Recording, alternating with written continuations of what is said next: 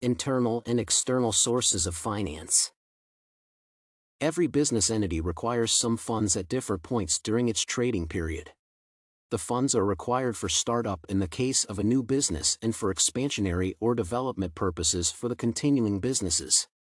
There are usually two ways of raising this finance, either from external sources or from internal sources. The choice to be preferred will always depend on how appropriate the sources are in relation to the objectives and needs of the business entity. It is imperative that the organization uses the appropriate criteria to assess the relevance of the intended sources so that the right decision is arrived at.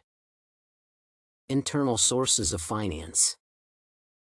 Traditionally, these were the commonly used sources of finance by many business entities. These refer to the funds that are raised by the company internally, that are from within the company itself, and usually, no costs are incurred in raising such finances. Examples of such sources include retained profits, the organization's personal savings, working capital, sale of assets, among others. Personal savings refers to monies accumulated by an individual, business partner, or a shareholder over a period of time, and he/she can use them any time he/she wishes for investment purposes.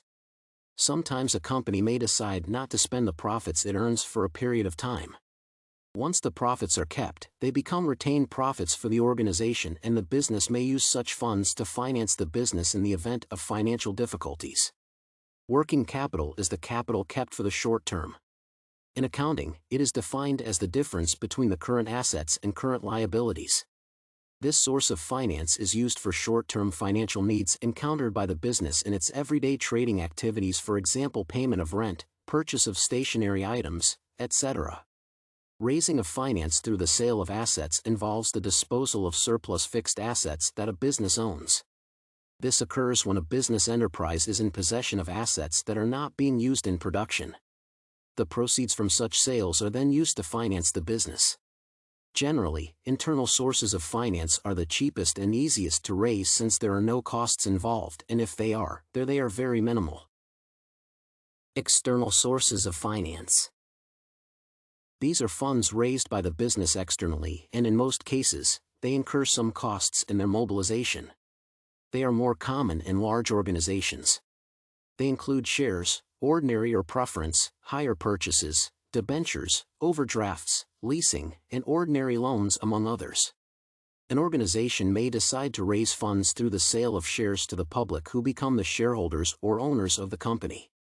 A share is a unit of ownership.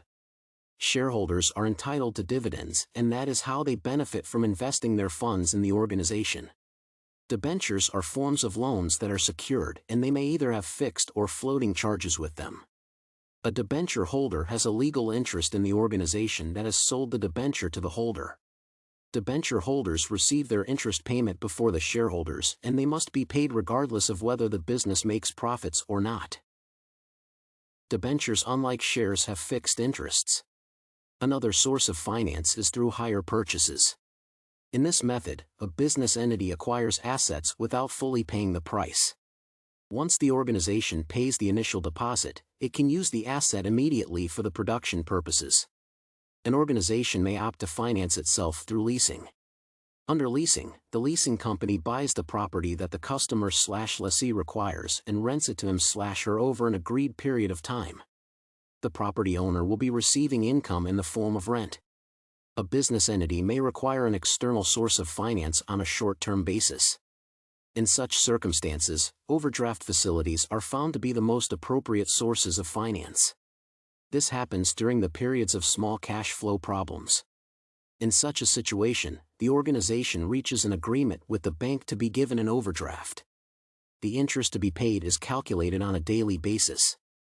In conclusion, almost all the external sources of interest incur some costs that are in the form of interest, and the only large organizations capable of generating huge profits to enable them repay their interests can access these sources. The preferred source of financing for corporations. Corporations are large entities founded under the laws of states. They are legal entities in the sense that they are separate from their owners.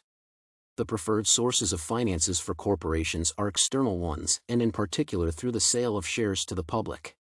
This is because the financial needs of these organizations are huge, for example, expansionary and development plans for the companies. The financial needs of these organizations cannot be met through internal sources, for instance, retained earnings or savings.